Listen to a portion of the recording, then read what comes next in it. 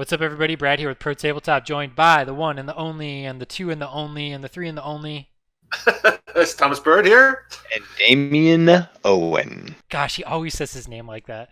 Damien Owen. He's very I proud of think his every name. time we recorded something else and he said it like that, and it's just like stuck in my head. But that's See? good. That's how. That's good. That's how you There get he 'em. is. Stuck. Well, it's great to talk to you guys. It's been a little while since we talked. I know we've been working on some other things, but we're here to talk about the new stuff, the new GW Ninth Edition leaks, man. Like, we've had a couple of days of leaks, and we've been like salivating over every release. They've been dribbling out the details in small chunks, and I think we want to kind of dive in and get our thoughts. I mean, what do you guys think on the periphery? Like, so far, are you excited? Are you mad, or what do you think about this stuff? Yes.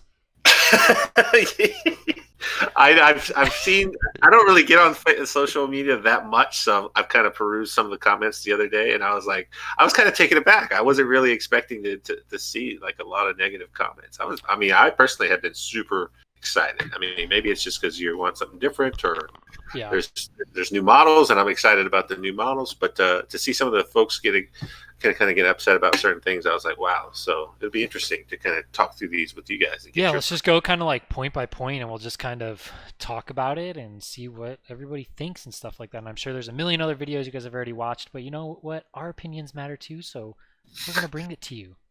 So, the first thing that they kind of released was the match play missions, just kind of saying here's the battle size, the point limits, and the command points and whatnot. So we're going to kind of just focus more or less on the competitive side of things right now, because that's kind of what this week's mainly releases were. So from a competitive standpoint, you're looking at the Strike Force battle size, which is 2,000 points, and you're going to get 12 command points. So give us your guys' thoughts on the command point change. So I guess to preface it really quick, the change is you get command points to start off with, and then if you take detachments, for every detachment you take, you're going to get minus command points. And then they hinted that if you're whatever detachment your warlord is in, you'll gain command points back, basically. So it's not like you get a free detachment. They're all going to cost something, but the one that you get your warlord basically ends up being free because you gain command points back. So how do you guys feel on this kind of thing where instead of building around getting command points, you just have them?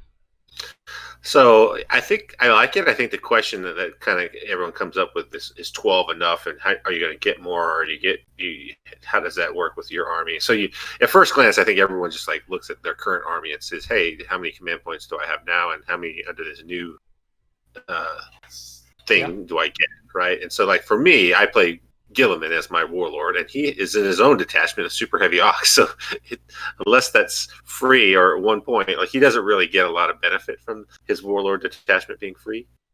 But I'm usually sitting around 12 command points before I start, and if Gilliman gets 3 additional, it'd probably be a wash for me. So I mean, depending on how things work, I know they later on we'll talk about that. I guess you do get additional command points. Yeah. So I think overall it's fine for me. I know that some people, especially if you're talking about soup, because they kind of hinted that soup detachments that are not kind of in the same faction may cost more than a normal detachment. Yeah, I mean, we could jump into like the earning command points and just Yeah. kind of talk about it so we could stay on everything command point driven. So, Yeah, I think that has a lot of folks kind of that's what's driving a lot of the angst is hey, if I'm not playing a straight mono faction, am I going to be penalized on command points? I mean, I've never been a guy that has like 3 battalions in my list, just because that's not the way my army functions. So I never had those kind of concerns. So my bias is a little bit strong, but I think it's exciting. It's a different way to calculate it. I like and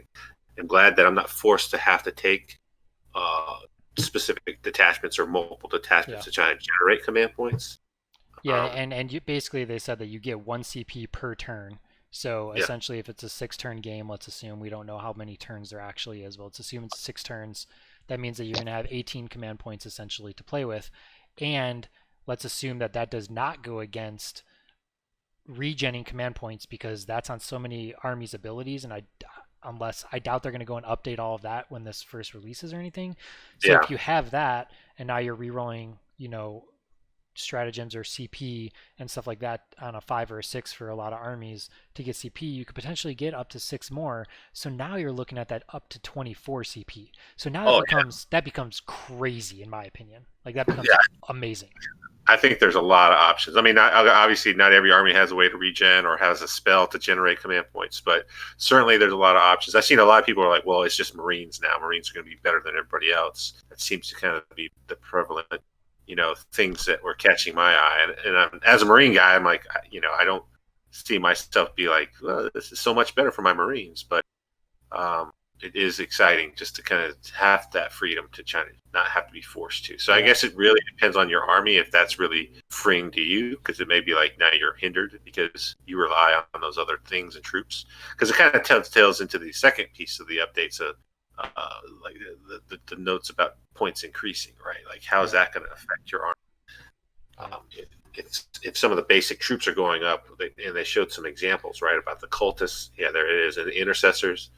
Like, I don't know what a Chaos Cultist costs now, but I know what an Intercessor costs. And that's a pretty big jump point.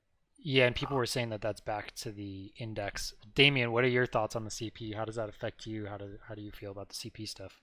So, like, I think that the idea of I was talking with Chris Blackham. Many of you probably know him, and his idea is that it basically puts us around 1650 or 1750 points. So we're talking, from what we're used to, around 300, potentially 400 point drop. And that's so crazy to say that after just seeing these two models. I mean, like, how do they make that jump? I agree. Give me a break. We're a little early in the way to say, well, we're just taking 30% of costs off the top, right? He's saying it's around 30% somewhere. But let's just say it does. Let's just say it does. Cultists because right now are 4 points each, so they went up 2 points each. Right. So if the game drops down to something like that, where we're seeing 1750, we'll even put it up there, around 1750 point games. I mean, they even say their games they're talking 3-hour time limit on their games, and I think that as far as that's what we played today, 2,000 points to 3 hours. Now, not everyone can play like that, but that's standard. Like if you go to a normal tournament, 3 hours is kind of the max length that you normally. But a lot of people have a hard time even finishing those games, though. A lot of times, right? Like we see in tournaments, you get some stragglers, and that's not to say that. What if now the minimum is allowed? Like that's like the maximum time that it would actually take you because of the way that they're going to do this. Now I don't know if having a command phase is going to increase that because we have a new phase in there. People are going to have to do extra thinking. Blah blah blah. I don't know, but I do think for me personally, I love having an extra CP. Man, my army AdMech. I don't know if you guys have played against them or had anything to do with them, but we thrive on CP, man. We have CP. We are a totally different animal from when we don't have CP. And so I think it's going to be, fascinating, man. And especially if they allow vehicles not to be touched. We've talked about this a lot. And if they let Dakabots get touched and still can fire, it seems a little bit unfair to me, to be honest. I mean, it's like a Leviathan, right? You're like, oh, you want to tag it? Like that's everyone's favorite plan. It doesn't seem like a bad thing for me now. Like, not that I'm Ultramarines, right? So I don't really care. I'll just back up, but still. Not even having to move and take that penalty for moving now. I mean, that's strong. I'm sure very strong. And then of course gaining the CP back. I think it's awesome. I think putting stuff in there like that will really help people that are not as good at CP management, myself. It'll help players like me where I'm like, well, this actually it might be a hindrance because I'm gonna be like, well, I know I'm gonna get CP back, so it might make me actually worse at CP management. We'll see. Well, I think on the point side, I mean, kind of Chris is kind of taking that extrapolation way over the top. But I mean, you want to prepare and think about it, but I think you just got to wait and see. Some points. Like, we always thought intercessors were super good value for what they were. So, I mean, I could see them taking a big point increase percentage-wise. But other units that maybe don't get played very often or not that strong, may see a decrease or may stay the same. So you have no idea, right? They said generally though that all points are going up, at least in this article. And honestly, I really wonder, because so many people play a lot of Forge World models and they are like super, let's just say OP as the word right now. I wonder, they said that all those are going to be getting rules updates and stuff. I wonder how their rules are going to be affected, how their points are going to be affected. Like, are they going to come into line more with everything else to where they're a little bit more fair to play, but then their points maybe aren't as costly because they're not as crazy?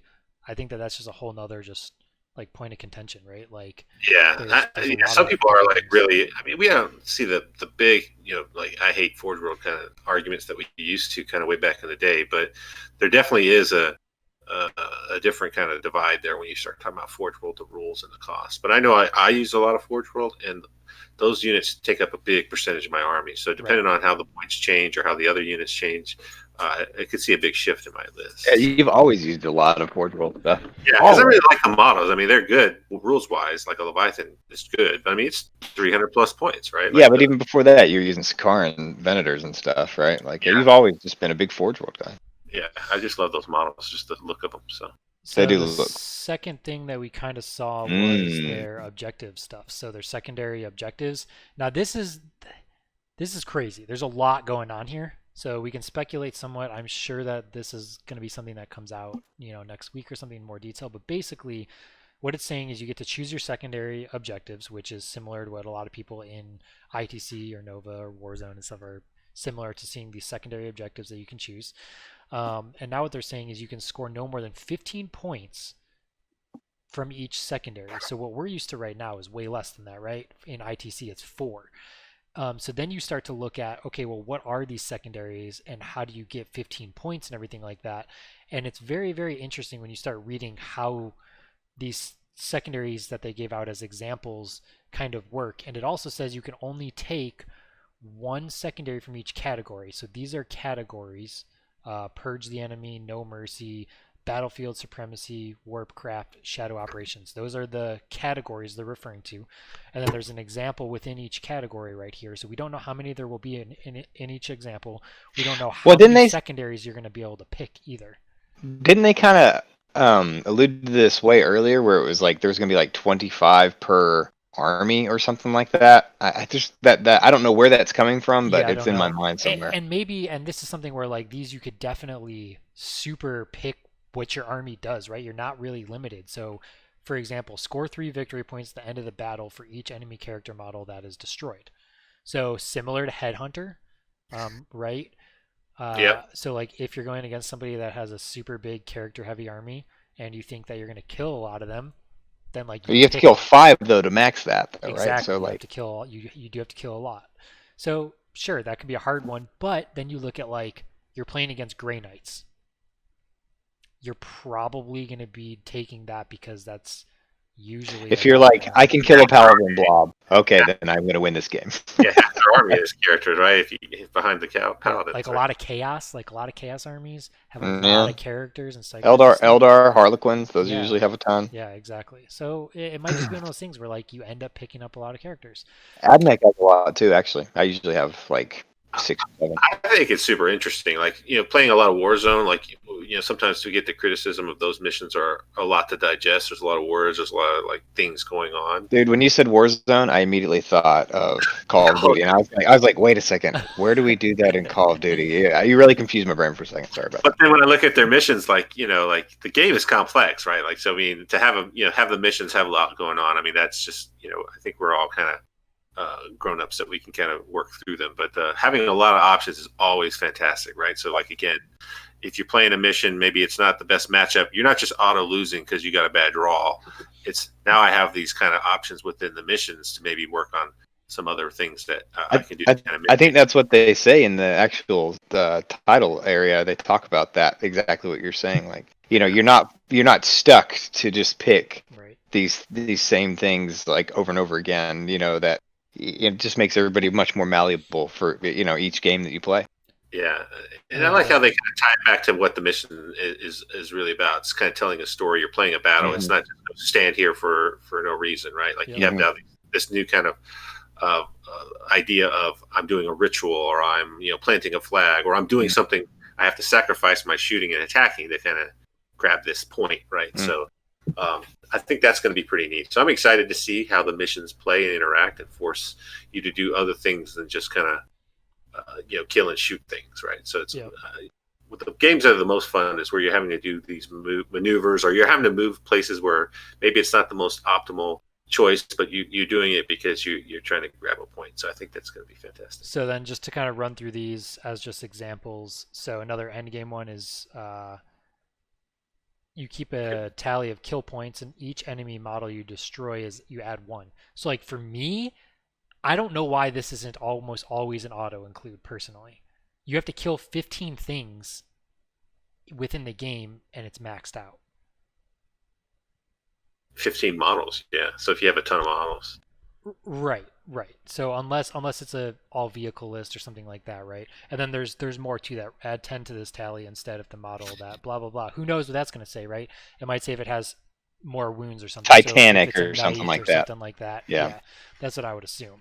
So it's kind of hard to tell because what is a kill point, right? Like normally a kill point is the unit. So if I kill 5 scouts, it says a model.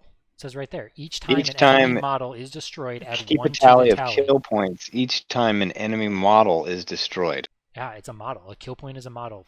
That's psycho. I mean, you could say that. You say the scout unit is 1 kill point. 5 models. 5 models, so that would be 6 total points. I mean, 5. It's 5. 5 it's total 5 points. Scouts. It's 5 points. Yeah. 5 points. You're keeping a tally of kill points each time each time an enemy model is destroyed. Add 1 to the tally, and it maxes out at 15. Yes, but I kind of read it differently, but I get it, right? It's the tally of kill points. The kill points would be the unit is a kill point, kind of traditional terms, and then now you add points to that tally on top of that based on. So look, but I think it's defining kill points because it has the colon there, right? Like so, it's like keep a tally of kill points colon each time a model is, and then it's like defining what kill point is. Exactly. I believe each time enemy model is killed, add 1 to this tally. Yeah. I think that it's 15. I mean, maybe I'm wrong. Who knows? And who knows? There's some lists where you can't take that, right? If you play an all flyer list or an all tank list, and there's 8 tanks, right? It's not good for you. Maybe. Sure. Depending on what that second part of it is, but it does help you against like an orc army, right? You're like, that's freaking done. Yeah, a lot of the orc players seem like they're pretty upset. Yeah. And then you've got but it does say thin their ranks, so it's a pretty cool. Like if you read on it says it's thin their ranks, dude. You're thinning out the ranks. I love that. And then you've got score 2 victory points at the end of your turn if you have 1 or more units from your army wholly within 3 different table quarters, and those units are all whatever. Who knows what that's going to say? Are all more something. Yeah. More than X amount of models. More. Who knows? Yeah. Score 2 victory points at the end of your turn if you have. That seems really hard. Score 2 victory points. So that does seem hard. It's like recon essentially. But I don't understand. So if there are 6 turns, we'll say. Yeah, I don't know. How do you get 15 points? Is my math wrong? No, you're correct. You're correct. That's 12. Okay. So you can't even max that? Is it for each section though? You get 2 points. It's progressive too, right? So progressives typically don't start until turn 2. So it says at the end of your turn, if you have 1 or more unit from your army wholly within 3 different. Yeah, I don't know. I know. Maybe there's something else. That's a weird one. Then you've got score 3 victory points each time you successfully complete the following psychic action. See, this is cool because this is leading to something new, right? Mental interrogation. Mental interrogation. It's a psychic action warp charge of 4. What the heck is that? I don't know. It's a warp craft, dude. It'd be interesting if they just kind of like everyone has that option instead of smite. They have this new power that they can get, mental interrogation. Yeah. So mental interrogation, from what is now in the game right now, is that's a Inquisitor power that lets you gain a CP back, and then you give -1 to hit. Is that the name of it? Because Dark Angels have like some kind of interrogation power. Yeah, here I'll pull it up and look. I'll just make sure. So that basically, again, you're getting 3 points every time you successfully do it, assuming you can only do that once per turn. You have to take 5 turns to get all 15. Yeah, so like that's kind of hard. Maybe. Yeah. Yeah, it's called Mental Interrogation. Mental Interrogation has a warp charge value of 6. If manifested, select one enemy character or model within 12 invisible to the Psyker until the start of your next Psychic phase. When resolving an attack made from that model, subtract 1 hit rolls. If your army is Battleforged, roll 3d6. If you're is equal to, you get their leadership equal to or greater than the leadership you gain a command point. So maybe it'll be something like that. Cool. And then the last one they showed is score 3 victory points each time a unit from your army successfully completes one of the following actions. Investigate site action. So it's an infantry unit. So they kind of hinted at this on you no longer can hold an objective, shoot and fight. You have to either choose like, hey, this unit is holding the objective. They're not going to be able to shoot or fight. And so it's probably something along those lines where you're investigating a site, you're on an objective, or you're on something, and you can't do anything else or whatever, and you score victory points. So kind of I like bet that's engineers, kind of. I bet that's going to say one infantry unit excluding characters. Yeah, probably. So that's probably very similar to what we were used to with engineers. So there's probably going to be a lot. Who knows how many of these we pick or anything like that? Nobody knows. And then we kind of go into just an example of a mission. First thing I'm going to say is the board size is confirmed a different size, and we got that in another post. So as we look at this mission and we look at board sizes and everything like that, they kind of said how many detachments are in these size matches, which 3, we're focusing on Strike Force in this, is kind of what we're used to. The time did not change at all. So even though points are going up, boards are going smaller, that should mean a faster game, but their time limit has not changed. I was expecting this to go to 2 to 2.5 hours personally with these changes. So that's very, very interesting that the time is not changing when I thought that these changes would be for faster games, but maybe it's only for faster games on a smaller scale. So we'll have to see, if this holds true to this 3-hour mark for competitive stuff. And then you've got the board sizes. So instead of 48 inches, it's 44 inches, and instead of 72 inches, it's 60 inches. Yeah, it does say minimum, so you kind of got that kind of fallback to you can still use your old stuff. But it is interesting to see if they're going to put out some new mats themselves, or if some of the other mat makers come out with this size. Certainly from a larger tournament, when you're used to kind of playing, it'll be interesting to see if they do go with smaller mats. Do they kind of cram more people into a smaller space? Because we're kind of always like, it's pretty tight. Some of us are big guys, so it's tight as it is. So you start seeing even smaller space between each other. It could get crowded. So that's an interesting thought about this table size. I don't know that an extra 12 inches, like 6 inches on each side, really will impact most of my games. But I guess if you have some long range shooting and you're hugging the back edge, that might matter. Yeah, I think it'll matter for close combat armies charging. It'll matter for trying to be out of range of something to shoot, right? Yeah, I'm more curious to see the kind of deployment zones within that size than the size itself, right? Like so like an example would be like this. So this is basically search and destroy deployment. It doesn't seem like it changes too much. It's 9 inches from the center, so you're just going to lose 6 inches here, and you're going to lose 3 inches here on your deployment, right? 2 inches, right? Oh yeah, 2 inches. You're right. Yep. So now to break down a mission really quick, and we don't know how many missions there's 18 missions total, but they're kind of segmented in between kind of what type of what size battle. Yeah, what size battle. So we don't know how many fall exactly within each. The smaller battle, it showed 3 existed in the patrol one. So we'll see like how many Eternal War missions end up for the bigger battles. And kind of what we can digest out of this, right, is it kind of gives you a mission briefing, which is cool. And then the mission rules. So in this mission, reinforcements cannot be set up within range of any objective markers. To me, that's really cool because you can no longer say, hey, I'm going to deep strike these guys in and hold this objective. And if you just look at the board, like just from a board control perspective, like if you're talking about 9 inches, look where those objectives are. Yeah. And then just think, I just need to put one model over there in this corner, and now the center objective's blocking. Like you could screen out. You put one guy right here, and you have everything like in between the two objectives, and now like you got nowhere to you come in, right? spend Like all this is this. pretty tough about dropping guys in. So I'm like, it wouldn't take much at all to kind of really block the entire Yep. board for deployment. So this is that's a huge kind of But who nuance. knows? They did say that there's going to be different ways to bring your armies in, right? That aren't all deep strike. So maybe there's something where if you're coming in from a table edge or in your deployment, it's not 9-inch rule. Maybe there, who knows how that's going to change. So maybe Right. there's something to help with that a little bit. So then the primary objective, take and hold, which is progressive.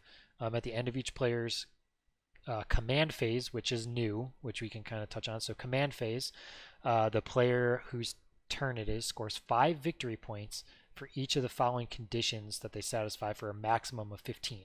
So now you've got controlling 1 or more objective, controlling 2 or more objectives, and controlling more than your opponent. So that's basically just control 1, control more type of scenario, and you can do all that in one turn. You can max out your primary. Like, that's crazy. Yeah. It does seem crazy that you're going to get all 15 points right out of the gate. Like, If you go could. first and you control these 3 objectives on this, like if you well, have it says specifically you can't get it on the first turn. Right there underneath those 3 bullet points. right. But I'm saying, like, if you do that to mitigate your opponent of getting that board control, and if I put a wave serpent on both of those objectives, let's say, we know how hard those are to kill, and if they're filled with troops and they die and now there's troops on it, that's a lot for your opponent to try to do to get you off of scoring all 15 points for turn 2. And it's at the end of each player's command phase. So what that means is that going into turn 2, the top of turn 2 is when you would get it. So basically you control it all.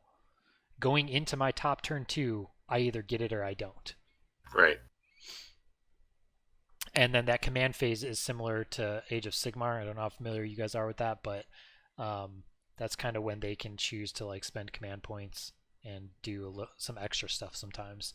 So I would assume, obviously, that's when you're going to gain a command point each turn. Maybe they'll have certain stratagems that you can use during the command phase only to give additional benefits or something like that. Right. Yeah, it's certainly interesting to kind of see how that'll affect the game and what that forces you to do, like playing wise. And then this, I think it's cool that they add like this secondary thing right here. That this is cool. Read it off. Go. In this mission, when the players are selecting their secondary objectives, they can, if they wish, I like that, choose for one of them to be Siphon Power, which is below. Siphon Power. Yeah, before you go to Siphon Power, like that's what they kind of said, right? There's going to be like a core set of secondary missions that anybody can choose, and then later on they're going to introduce like army specific ones, which I think would add a lot of flavor and be super cool. Like night ones, or ultramarine ones, or admech ones. So that'll be really cool. But then then it sounds like right here they're showing that even within a specific mission, they may give you a special secondary choice that's only for that mission. So yeah, it's very cool, very interesting. So I think there's a lot to come still from how the missions will fully work and everything, but it'll be very, very interesting. We already kind of talked about the points, and obviously they've got a new app coming out. We'll kind of touch on that more as it comes out. If you're not familiar and you haven't tried out their Age of Sigmar app, I think that's a good starting point on kind of what to expect from them. They've got poor Battlescribe, dude. Poor Battlescribe. Poor Battlescribe. No, we're all kind of fans, and we use Battlescribe. Like that's just kind of too. So I wonder what's going to happen over there at their shop.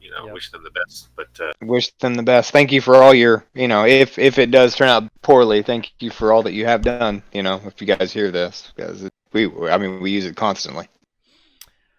So we kind of talked about the CP that you can earn per command phase. Here's kind of where they touch on the command phase, saying that you earn a CP for it. And then the battalion detachment, here's an example. So kind of what you're used to, where your minimum is 2 HQ, 3 troop minimum, and then you can fill it with these other things. And it says that the command point like cost is up here, but then you're going to gain 3 CP because you're warlord. So we kind of touched on that. The one big, really interesting change on this is dedicated transport. So you can't just take them and like do wave serpent spam or do venom spam. You can't do things like that. Like you have to have troops to make up for taking those, which is fine. I don't think that that's a big deal, honestly. The more interesting thing that kind of grabs my eye in this is you can have a lot of elite slots, but then you're limited to 3 fast attack, 3 heavy support, and 2 flyers. So what's interesting there is if you want if you want to do flyer spam, you got to pay the CP. you got to pay the CP for it, right? So if you're doing Yeah. the flyer spam, you're paying for it. If I mean, you're this is doing the standard battalion loadout, right? So this hasn't changed at all. Like those are the same amounts that you had. correct, I think it's just interesting knowing now that you're gonna have to spend a CP to bring more instead of gaining CP, if that makes sense. So it's like Yeah. it's gonna just field a lot of questions of like, hey, if you're gonna take, right? So 4 like, heavies, right? yeah, Like you got to exactly. buy another You gotta detachment. buy That's another detachment. Yeah, I think everyone's really waited with bated breath to see how many points those detachments cost, and then what's the difference if you're taking non-faction. If you're doing soup type stuff, what's the penalty for that? Yeah, for me personally, I'm gonna really try to build everything around a single battalion, and then I want to see if the brigade limitations change at all. Like if they go from maybe having less troops or from 3 to 2 or something like that. But if brigade stays the same, it might not really be worth. I have a couple Eldar lists where I build brigades in them, but it would be cool to not have to have it super maxed out. So I think. Yeah, I don't know. most I don't things know. you'll see with just I don't this. know the benefit of taking a brigade. If it gives you, it costs It might 5, give you more command points. I don't know. but you get it for free for your warlord. Because I mean, it's not going to give you any, right? Unless you think it's Yeah, going to true. give you more per command phase if you have a bigger detachment. Yeah, I don't know. Yeah, I don't know what I guess the benefit of it would be You have more like slots, right? for But like an orc player, right? You can fit more stuff in a single detachment before you have to pay for another we one. have to pay for it, yeah. Yeah. But there's so many things that you're like, I don't really want. Yeah. No, exactly. Yeah, most of the time the brigade is like you have to take things you don't want. If you're talking about everything's going up in points, like to fill a marine brigade, like you could do it, but like man, you really have a lot of choices. Yeah. Not great, right? If you're talking about they cost more now, I don't even know how you would do that, right? So and especially like so with this, for example, using this battalion, like let's say you just take that, costs you 3, you get 3 back. So that means you just start with 12. Yeah. Just start with 12. Okay. Yeah. And then if you were to add a second battalion, now you're starting with 9, right? That's right. Okay. Yes, because this is 3, right? And I would assume that then if there's ones where it's like, oh, it's a heavy support or fast attack, that'll probably be 1 or 2. I would think it would probably only be 1 if you're looking at this A vanguard or a spearhead. Okay. Yeah. Spearhead. Yeah. So you think it'll just be 1 for those? Probably. But then you got to see, you might get taxed like you have to do an HQ and you have to do this, and now you start maybe needing to put points in units that you don't want to. And I think one of the great things about not being forced to do that is like, I don't have to go and build something with 6 HQ that I don't want 6 HQs. It's like maybe I only want 3 or 4. Well, now I don't have to go and build these things to have all these, extra characters that I don't want or extra things. Just to get a battalion that you need 5 command points for. I think it's huge plus. And if you look at Harlequins, that's really good for them, for example, because their character selection is a True Master and a Shadow Seer. So if they go and build something with 3 battalions, they now have 3 Shadow Seers and 3 True Masters, and they have no other options. Now with this, they can go and build a single battalion. They could take those 2 HQs they want. They could take their 3 to 6 troops. They could fill everything out. They don't need more than this. Right. And they get all the CP. And they get all the CP. Exactly. Yeah. So like huge benefit.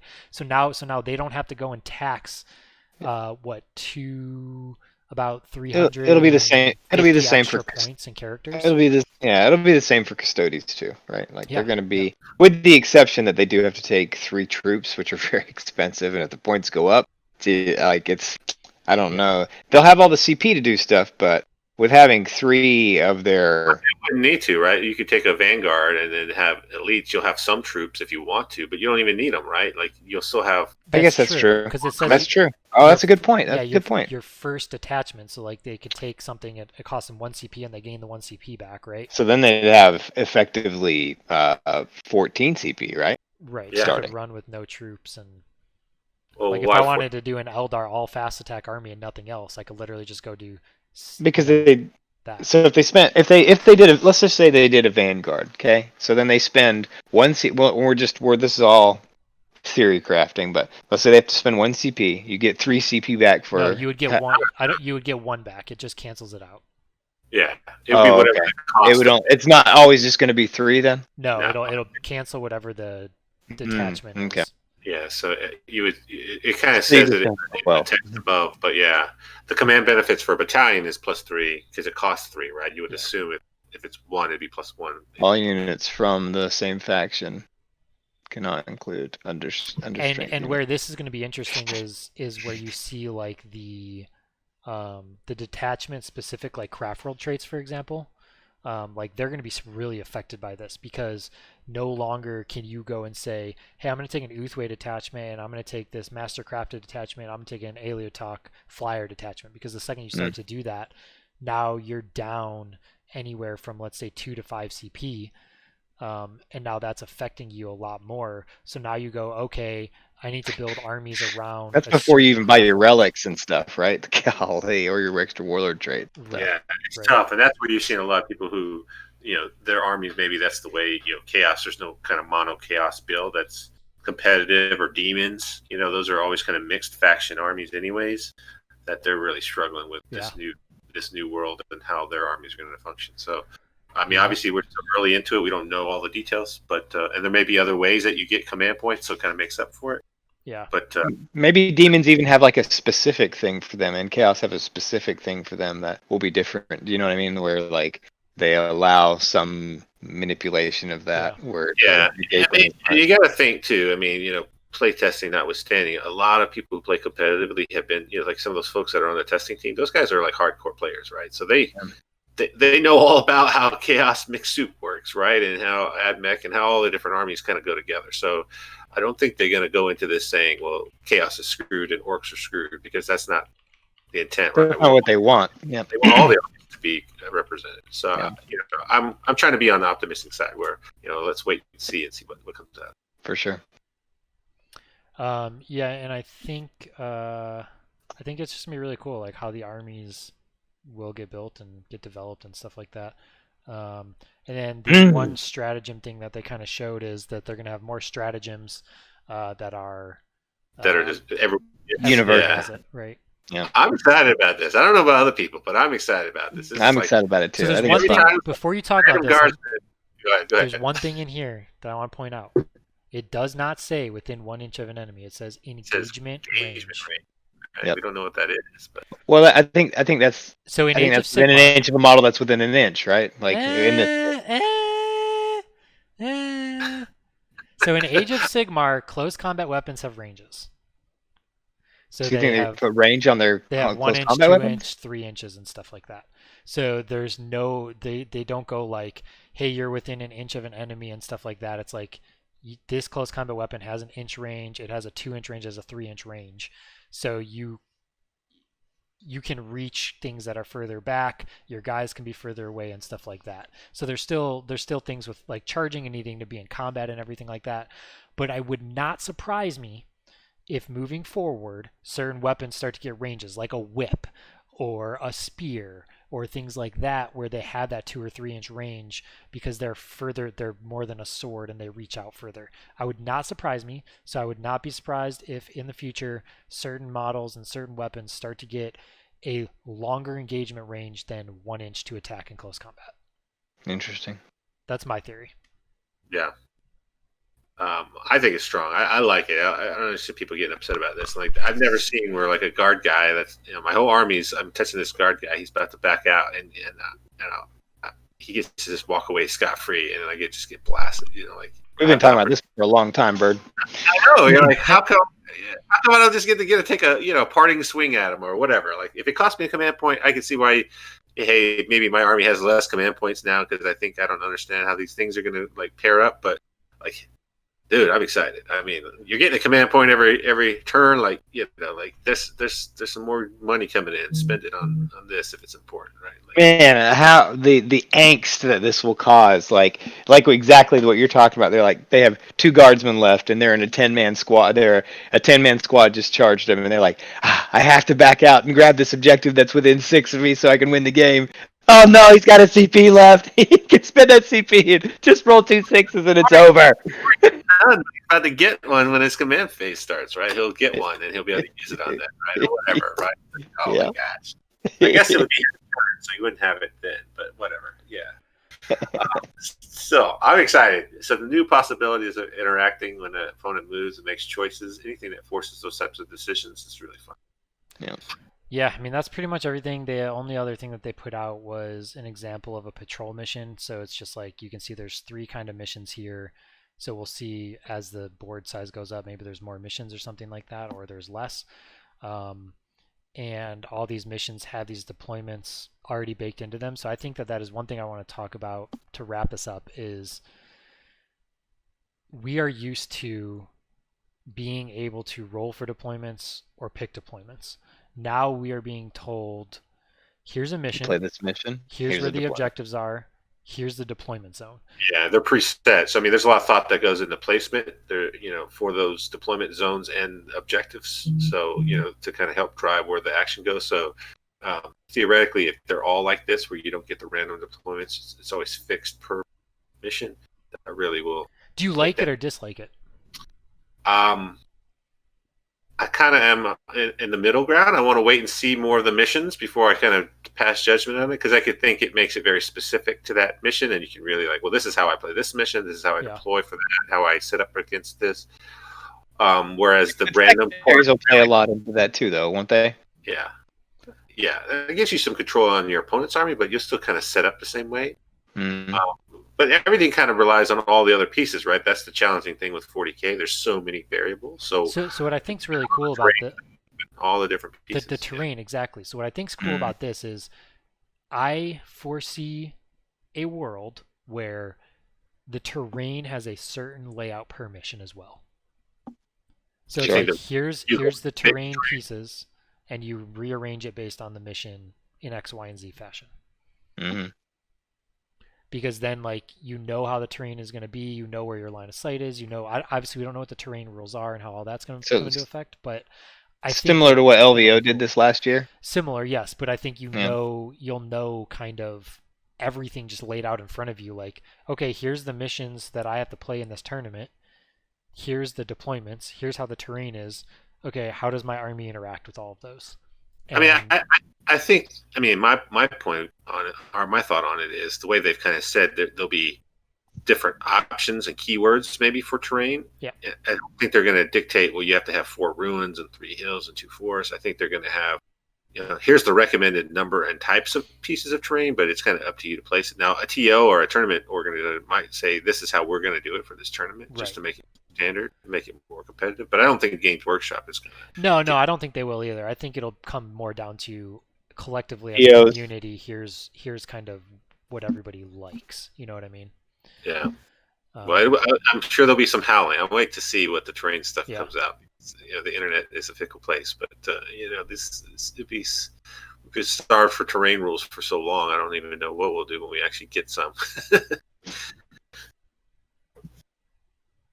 So, anything else before we wrap it up? I know we were kind of trying to get through this quickly, but any armies or anything that I know you've been playing a lot of Eldar and Grey Knights. So do you think one suffers more than the other?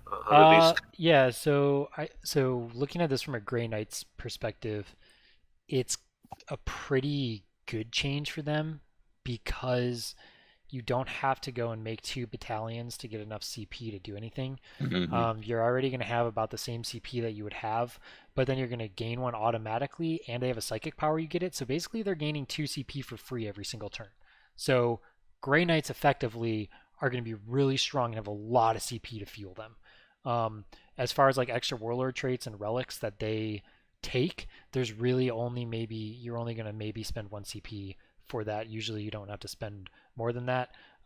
Sometimes if you want 2 relics, you'll spend 3, but most of the time you get away with spending only 1 and you're good. So I see them starting off with like that 11 CP and then gaining another 12 throughout the game, because like if that psychic power doesn't go off, then you're just playing it wrong because of rerolls and pluses, and you should always get it. So for me, they're getting 2 CP for free every single turn, which is huge. To fuel the paladins, it costs a lot of CP. So now when you look at it like that and you say, okay, I'm going to gain 2 every single turn, you can feel comfortable saying, okay, my paladins can get buffed on offense and shoot, and then if I get charged, I still have enough to fuel me on defense. Usually you're out of CP at that point in the game then. Now you get to say, I get to do that for a turn, and now I can basically let that paladin squad die. Now I have a second one that comes into play 2 turns later. I got 4 CP again. I can either go offensive with them, defensive with them.